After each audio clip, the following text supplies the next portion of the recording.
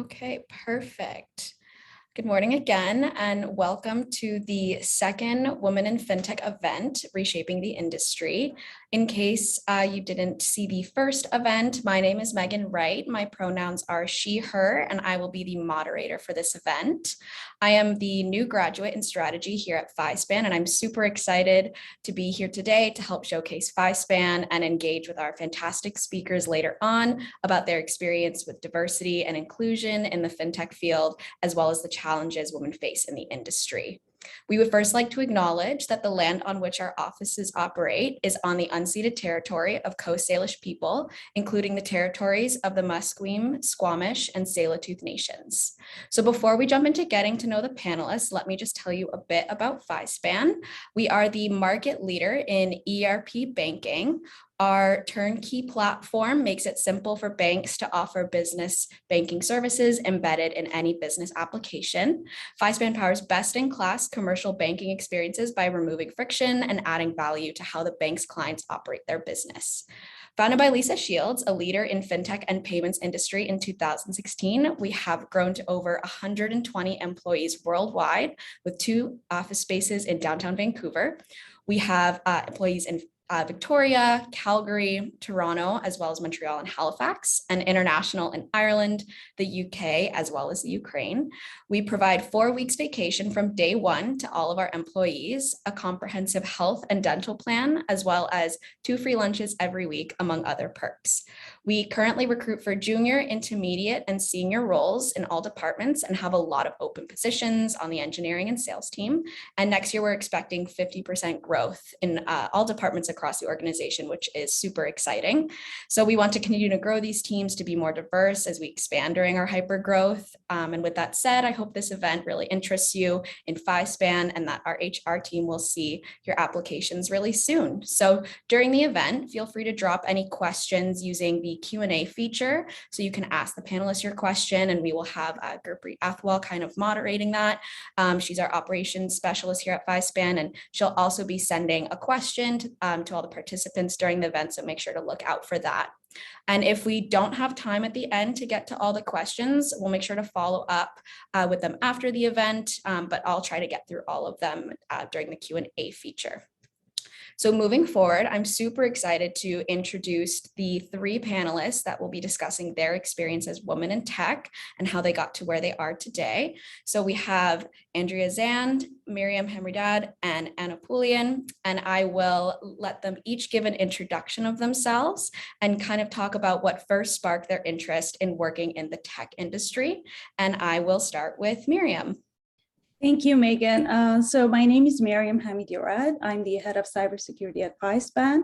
I lead the cybersecurity program and also support the company with security due diligence and compliance. I do have a technical background, and I have always been interested in technology. I started my career as a software engineer and worked for a number of technology companies. After a while, I took a year break to do my MBA and then got a role as a cybersecurity consultant at Deloitte. After about 3 years, I wanted to grow my career and also get a deeper industry experience. So that's why I found the opportunity at FISPAN.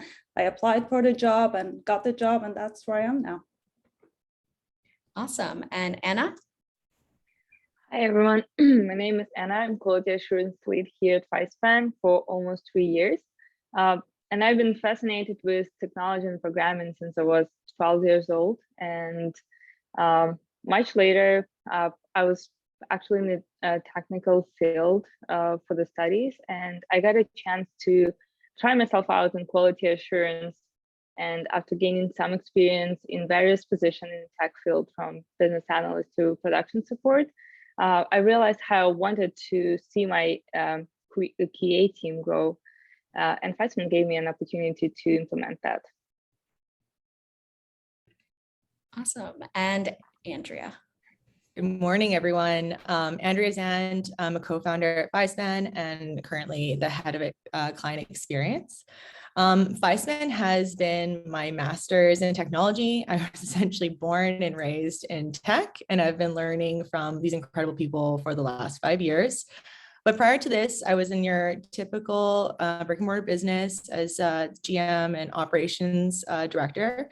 I made a deliberate change to the tech industry as I thought that was kind of where the world was shifting and key opportunities were heading towards. And so I'm very happy with that decision. Great. Thank you all for your introduction, and jumping into the next question. What barriers did you encounter entering this field, and how can women today better overcome these obstacles? And I will start with Anna. When it was time for me to pick my career and education, IT wasn't so widespread in my home country, Ukraine. So it was really tough to explain why I wanted this. And I applied for one of the hardest specialties I had available, which was applied mathematics. But I really wanted my career to be connected with the technical field and, well, mathematics, essentially. So I just went for it.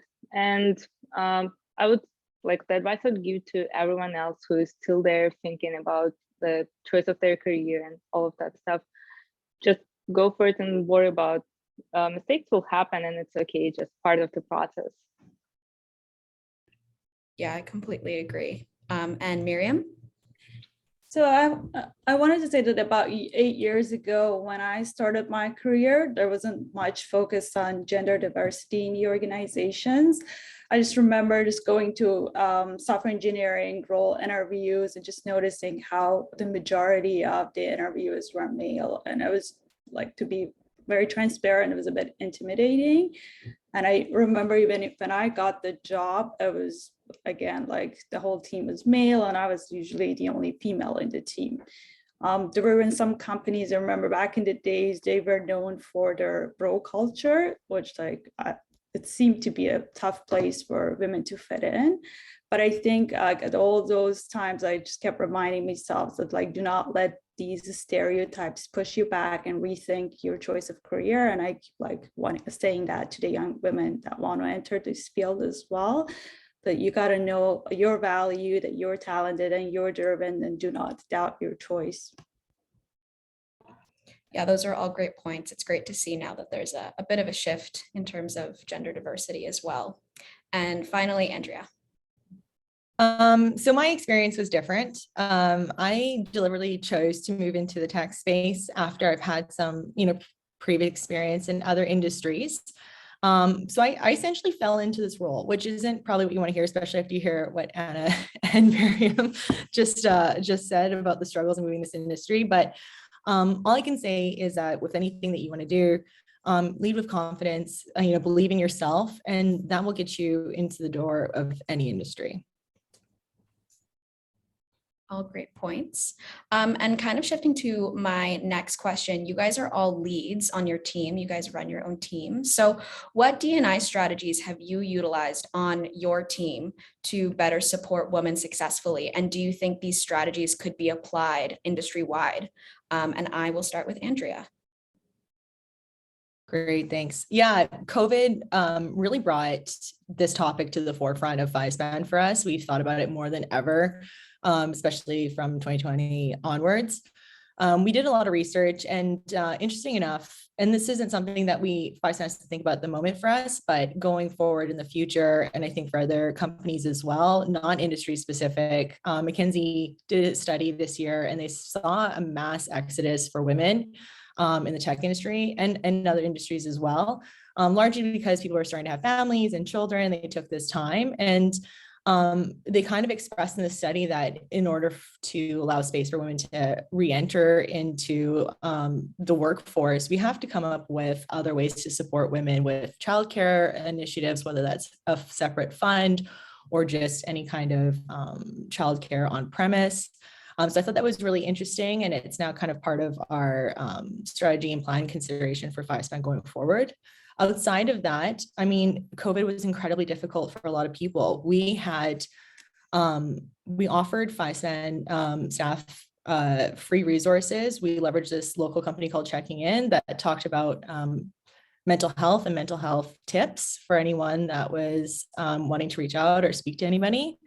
Aside from that, personally, I worked with my team a lot more, and we had a lot more conversations around work-life challenges and making sure that workloads were manageable. And so we kept the dialogue open with our team, and we made sure that that was a priority going forward. Additionally, we really leveraged and we looked at who was currently working at FISPAN and made a point of focusing on hiring the underrepresented groups and making sure that we had a diverse company. And it is a key metric that we check continually throughout the year.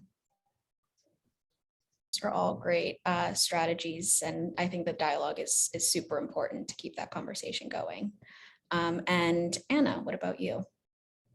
Well, I actually have most of the team of women right now, and while it wasn't intentional, most of the work I'm doing is supporting them and mentoring them in all of the technical aspects, as well as how to grow their career. Because I think this is something I really wanted to see for myself when I was younger, and in the beginning of my career, and it just really pays off to have a good mentor. Yeah, I think mentorship is definitely key for that. And finally, Maryam. I think setting the tone at the top management is very important to make sure that these kind of initiatives are getting the right attraction and attention that is needed. And as Andrea mentioned, the FISPAN leadership, like Andrea and others, have been taking this very seriously. And they even have like defined metrics to track how well we are doing with moving forward with these kind of issues. In my team specifically, like at this point, I manage a very small team and all of them are male, but what I'm trying to do is to make sure that when there is a job opportunity, I spread the word to the female community that I know and I'm connected to make sure that they are aware and of the job and they are willing to apply, and making sure that I attract as many women possible to the job opportunities available. Yeah, I think getting that initial pipeline is definitely key. And kind of building on that idea, Deloitte claims that only 30% of the fintech industry is women. So why do you think there's such a disproportionate gender split in representation? And I can start with Anna. Well, while we do a lot of efforts at this point, I don't really think we are there yet for the having like much diverse and more women in fintech. And whatever we're doing right now, all the efforts that we will put in, they will definitely pay off in the future, and we'll see that number grow, hopefully. Yeah, that's very encouraging. And Andrea? Yeah, I think this is a really difficult question. Some might say that there isn't not enough females in fintech, which might be true, or rather the fintech industry has never been an inclusive environment for women. At FISPAN, we utilize recruiters to not only help us find and target female candidates for our job postings, but also to make sure that the language we're using in our job postings are inclusive. Also, there are other jobs out there in the tech industry that I don't think are equally as promoted as software engineering positions are, especially in schools, elementary, post-secondary. I really believe that changing the narrative, in my opinion, at an early age will be necessary and impactful. Yeah, I think that conversation happening earlier would make a big difference. It did for me, for sure. And finally, Maryam. Yeah, I think it all goes back to the fact that broadly financial industry have been like very male dominated, at least like based on like the data that Deloitte provided, and from like the many years ago, it's been like mostly attracting the male gender, and also the products that have been developed for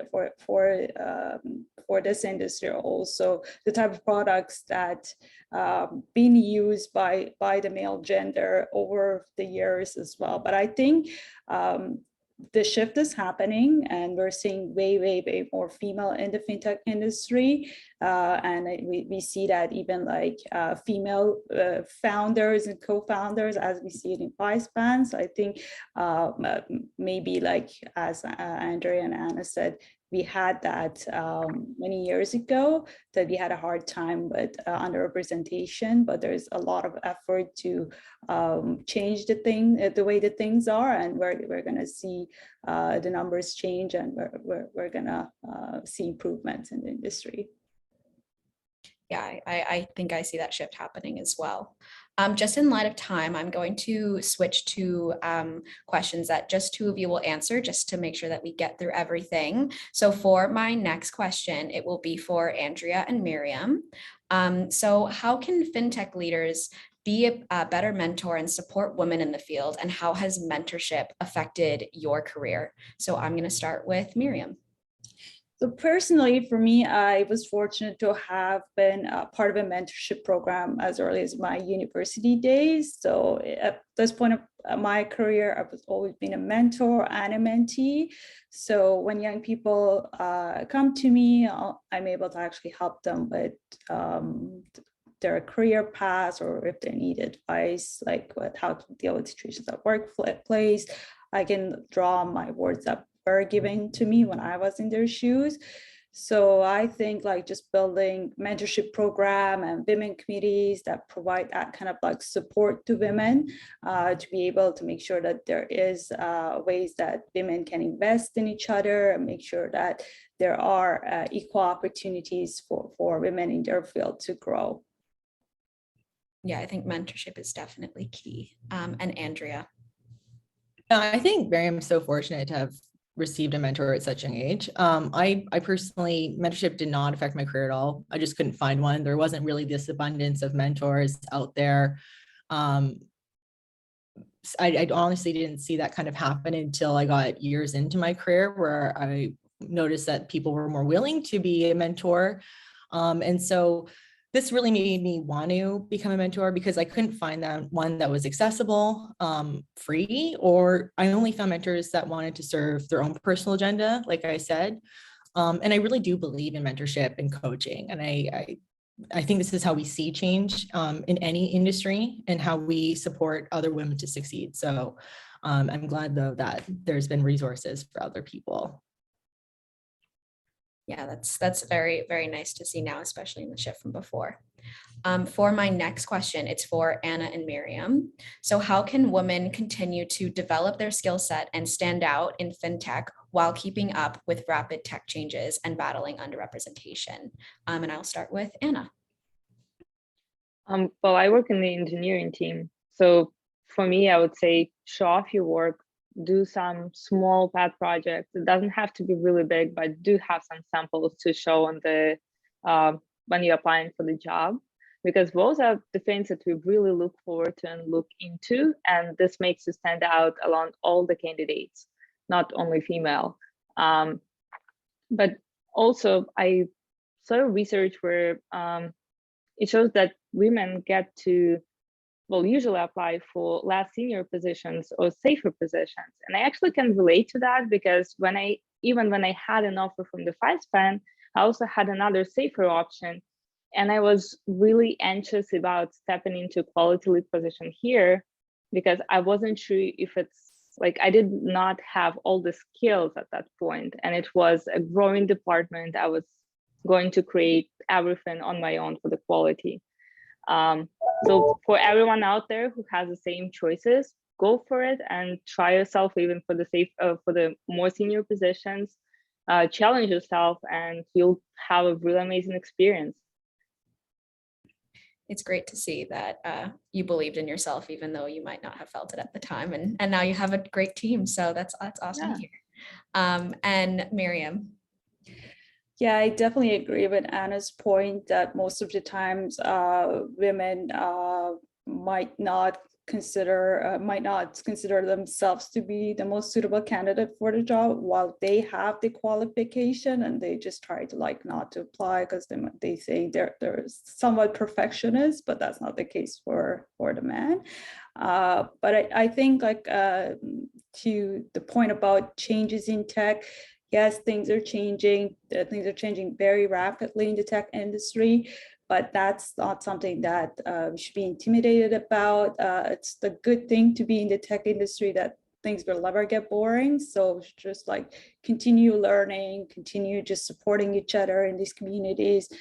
And I think for the underrepresentation, so we always have to make sure that like we acknowledge that this is an issue and just like keep working to bringing more women to the industry and encouraging women that they can be successful in the industry. Yeah, that support is definitely key. And for the next question, it's for Andrea and Anna. So what resources or advice would you give to someone who wants to build their career or experience in the fintech industry if they don't have direct exposure to it? So I'll start with Andrea. Great. I love a good goal. I know that sounds so cheesy, but actively choose it. I made a conscious decision to move into the tech space. I did my research, and then I actually set my sights on only tech opportunities. And especially if you're in post-secondary, you have this amazing opportunity to try co-ops. FISPAN has an amazing co-op program, and you do not need to be pursuing a degree in an area of tech to apply for one of our postings. And I know that's the same for a lot of other companies. But if you're currently, you have a family, maybe you have kids, whatever, you have financial responsibilities, the stakes are higher for you to make, that kind of shift. And so reaching out on LinkedIn, asking for an educational interview where the stakes are low, just to maybe get some information to see what you would need to do to get really comfortable with that, the idea of possibly, changing and pursuing a career in tech. Reaching out to LinkedIn is really interesting. I find that there's a shift now too, where people are more willing and happy to share their experiences, especially if you're not asking anything other than just what's your experience and what can they do and maybe point you or guide you in the right direction. So yeah, I would just say actively choose it and just make it your top priority. Yeah, that's definitely a great point. And Anna? Well, I agree with everything Andrea said, and I myself also switched to the fintech from the telecommunications. And well, when you're switching from the field to field and you're really looking to change something in your career and apply for a different one, focus on your strengths. Like I had a really great baseline for the quality assurance, and I focus on both based all your experience and all of your search on both things, and pick the company which you really want to join. For example, for the FISPAN, it was really amazing to see a lot of things FISPAN before I actually joined. Do your research, check it out. Like for us, I had a lot of videos from Lisa Shield, and I really liked that. It got me excited about the fintech even more than I was before that. And once you get in, fill in those gaps as you go, ask questions, and well, ease yourself into it, and you'll be doing great. Yeah, I think curiosity is definitely important when switching into a different industry. It helps a lot. And then for my next question, it's for Andrea and Maryam. Many of us tend to focus on professional development, but is there anything women could focus on in terms of personal development that could be an asset in the workplace? And I will start with Maryam.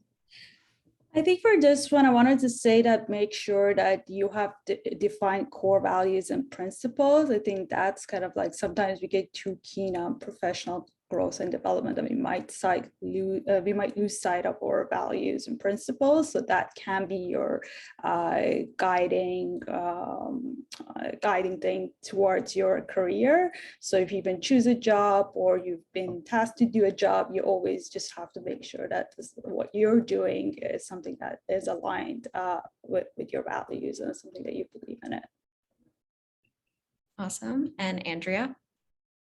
Yeah, I mean, professional development is so important. Don't get me wrong, you should always be learning, but personal development is key. I always say this saying, get your house in order, meaning work on you, work through your barriers. Maybe it's issues with self-esteem or low confidence.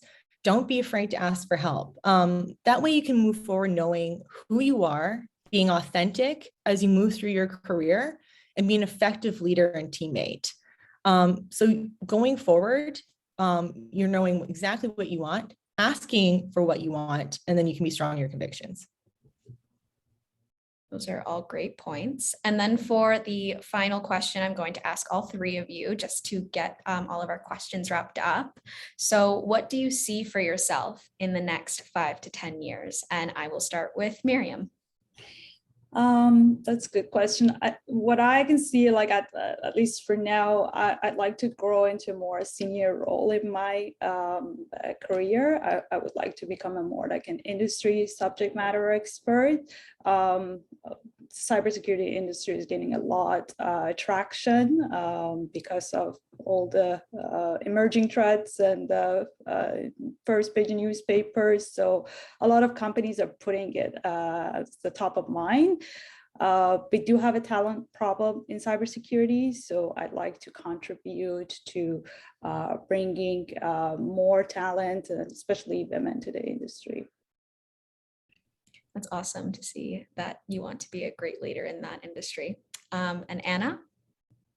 Well, it's kind of tough to answer for the next 5 to 10, I would say, but for the next years, I definitely want to see my department grow, as I have a lot of things I really still want to implement in FISPAN, and it's really exciting. That's great. And finally, Andrea. I personally don't know. I don't think I've ever known what my 5 to 10 is going to be. And this used to give me so much anxiety, like I was failing if I didn't have a plan, if I wasn't pursuing a plan. And I can honestly say for the first time, I'm really comfortable not knowing. And I just keep on saying yes to opportunities that excite me, that I'm interested in. And it's kind of how I got to FISPAN. So I don't regret it. Those are all great goals and advice in general. So thank you so much, Andrea, Maryam, and Anna, for answering all the questions I prepared this afternoon. So now I will open up the floor for any questions that you may have for our panelists or anything that came up at all. And you can use either the Q&A feature or the raise hand option, which I can unmute you if that's what you prefer. I'll let the questions go for a bit. If they wrap up early, we can end this session soon. But if we don't get to them in time as well, I can follow up afterwards. So I'll open it up now and I can have them answer any questions. So let me see.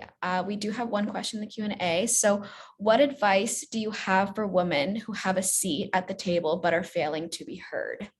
And we can start with Maryam, or if anyone else wants to jump in, you can go for it.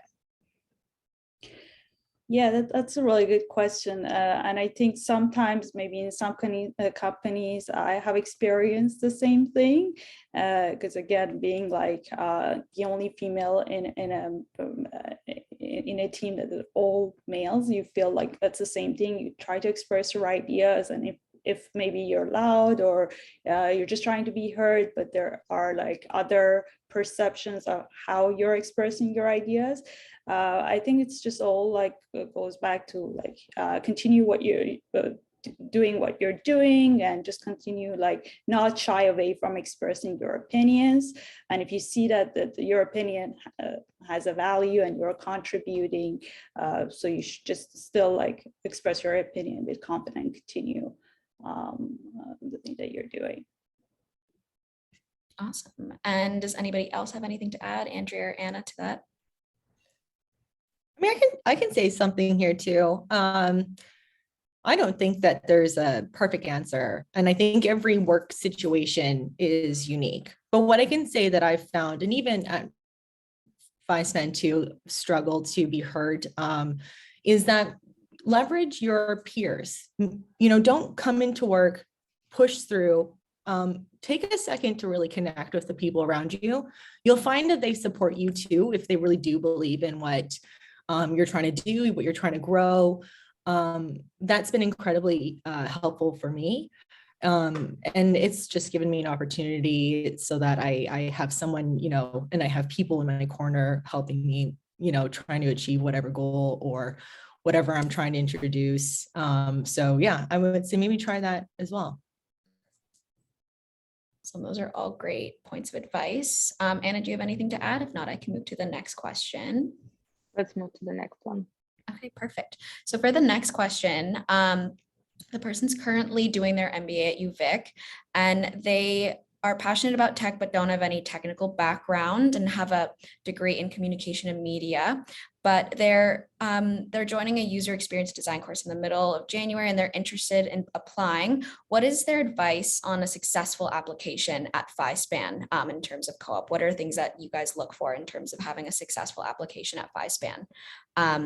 So without a technical background. So I can start with Anna or anybody else who wants to jump in on that if you want to give advice.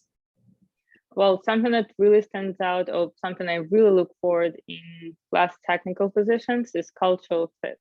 So we need someone who would be really excited about FISPAN, as well as, well, they understand how FISPAN operates. I know this is a bit, well, straightforward, but if you saw our videos, so information about us and know what we are doing, and you see that that might be a right place for you, it might be just one of those things that will make you stand out, because cultural fit is one of the most important things they're looking for. For the technical skills, you can basically teach them, or we do spend time a lot of time with our co-ops to help them grow technically, but it's much harder to do so with a cultural fit skills, or personality. I think that's a great point. Does anybody else want to add to that answer? Yeah, and I would say, so for a co-op position, what we're looking for is not definitely someone who has years of experience in that technical field, but we are basically looking for someone who's able to work independently and is able to learn. So if you're that person that you think that if you're assigned to a task, or you're up for it, or you're like, if you want to do the job, you're capable of doing it, I think you can still apply. And the way that you present yourself in the interview, and if you can kind of like connect your previous experiences to what we're doing, I think you can still like be a good fit. Perfect. And Andrea? I would just say, don't skip the intro paragraph. I don't know if that's I noticed with some of the universities, like the templates, they're skipping the intro paragraph and they're just kind of jumping right into intro experience. But don't skip it, because it tells us a lot about you. It gives us a little taste of your personality. We kind of know what you're interested in. It gives us kind of that cultural fit that Anna was talking about. Yeah, so don't skip it. I would say spend some time doing that, connecting what you know about FISPAN so far and like why you're interested. We'd like to know that you've put a little thought and consideration about why you want to be here. And don't think that any of your experience is you don't have enough experience. Like everything that you've done, maybe it's a group project, maybe it's something, like articulate that. Don't think that there isn't something that you don't have experience in. I can assure you that you can go back and you could pull some key skills or attributes that you've learned along the way. So don't be shy, jump right in with some of those things. Awesome, all great advice. And then for our next question, Amy asked, Anna mentioned that women often pick safe options or undersell themselves. How can women stand out in the interview or resume process, specifically in FinTech?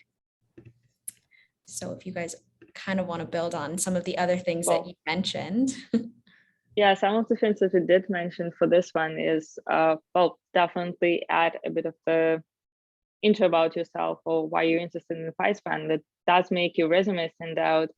For the resumes themselves, don't make it too long. Usually all the recruiters probably don't look on like 10 pages of resumes. As for the things that I would really like to see as an engineering lead, a little bit of your work. Maybe you do have some tests start somewhere. Well, I am in technical field after all.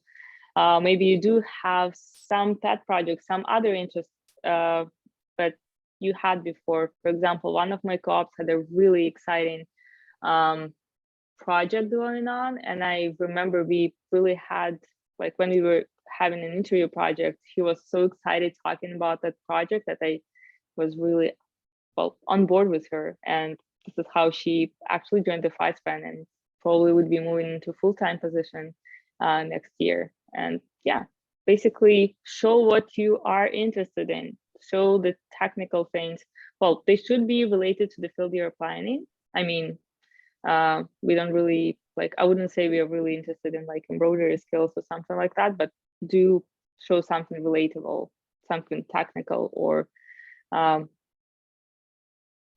something like this. Yeah, that's great advice. Does anybody else have anything to add to that? I just want to say a few words too. So my advice is that if there are 10 or 20 specifications in the job descriptions, when you're going to the interview, do not focus on the 5 that you do not know, just focus on the 15 that you know, and just try to build on that, because like that's what the interview will hear. And most of the times they usually just like put all those extra qualification just to like build like a more like comprehensive job description. It doesn't mean that you necessarily need to have all of them. So yeah, always try to like focus on your strengths than all the other noise that's around. Awesome. And then Andrew, do you have anything to add, or do you want me to go to the next question? I mean, they said a lot of great stuff. The only thing I would say too is a little bit what I was talking about, the emotional and mental health. You know, this really shines here in the interview process. You know, if you've got your kind of house in order and you lead into an interview, you're going to have a lot more confidence, especially if you know exactly who you are. A lot of those other things, little details, like Maryam said, don't get hung up on all those things. Like really just come in and really just be you and be really confident and ask for what you want. Awesome. Those are all really, really great points. And then for the next question, it's targeted for Maryam.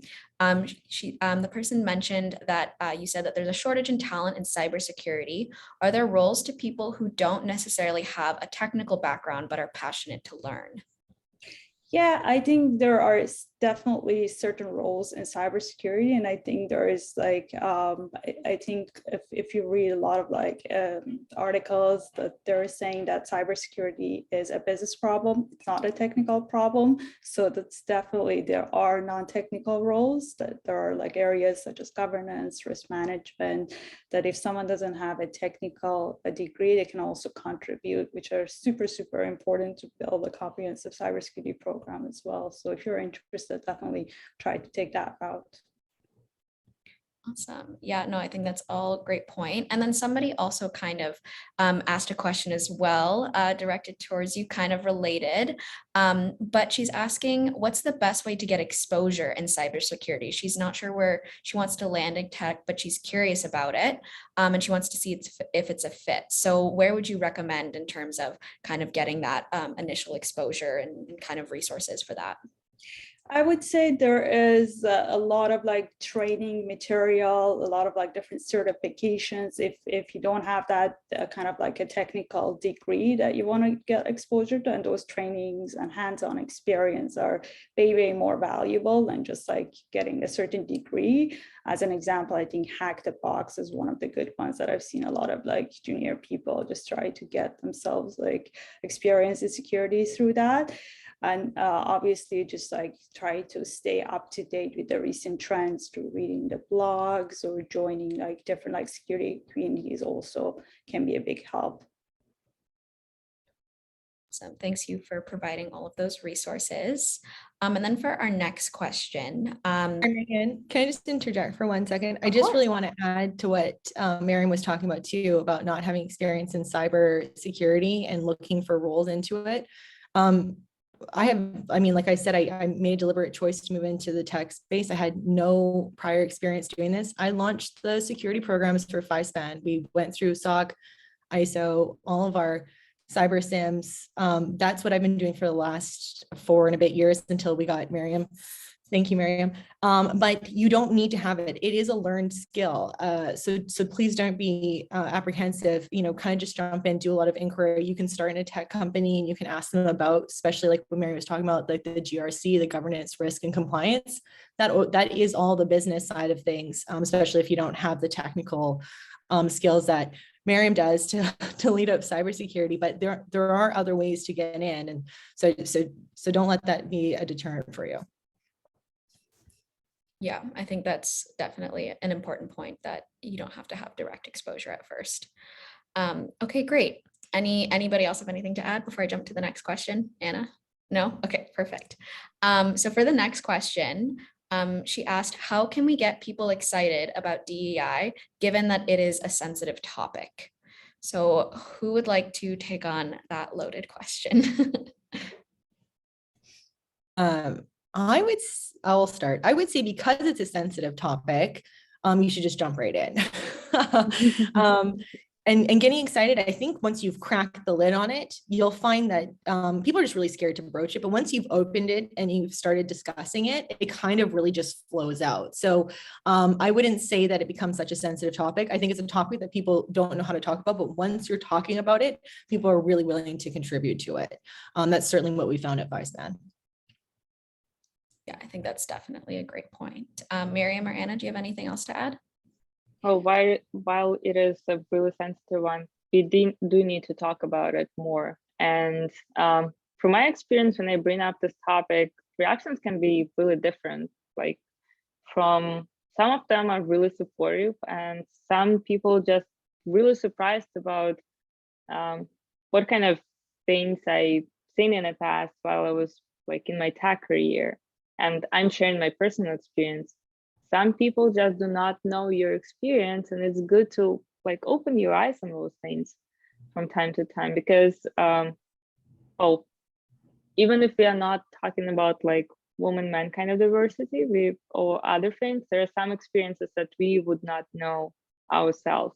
So just try to be open-minded to other people and don't be afraid to share your experience.